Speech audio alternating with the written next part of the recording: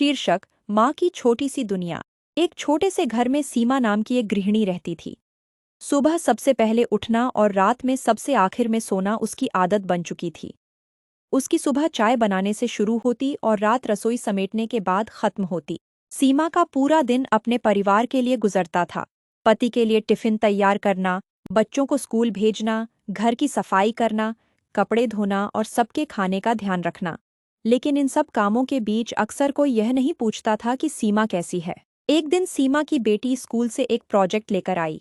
उसे विषय मिला था, मेरी प्रेरणा। बेटी ने अपनी माँ के बारे में लिखने का फैसला किया। अगले दिन स्कूल में जब बच्चों ने अपने अपने प्रोजेक्ट पढ़े तो सीमा की बेटी ने कहा, मेरी प्रेरणा मेरी माँ है। वे कोई बड़ी अफसर या मशहूर इंसान नहीं है, लेकिन वे हर दिन बिना थके हमारे लिए काम करती हैं। जब हम बीमार पड़ते हैं तो रात भर जागती है। जब हम दुखी होते हैं तो हमें हंसाने की कोशिश करती है। मेरी माँ ही मेरी सबसे बड़ी हीरो है। स्कूल से लौटकर बेटी ने वह प्रोजेक्ट अपनी माँ को पढ़कर सुनाया। हर शब्द सुनते सुनते सीमा की आंखें नम हो गईं।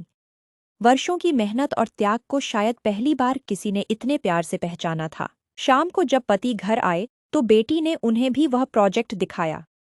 पढ़ते पढ़ते उनकी आंखें भी झुक गईं। उन्हें एहसास हुआ कि जिस महिला को वे हमेशा घर में देखते थे, वह सिर्फ एक गृहिणी नहीं, बल्कि पूरे परिवार की नींव थी। उस दिन के बाद घर में एक छोटा सा बदलाव आया। अब परिवार के लोग सीमा का धन्यवाद करना नहीं भूलते थे। कभी पति रसोई में हाथ बंटा देते, तो कभी बच्चे घर के कामों में मदद कर देते।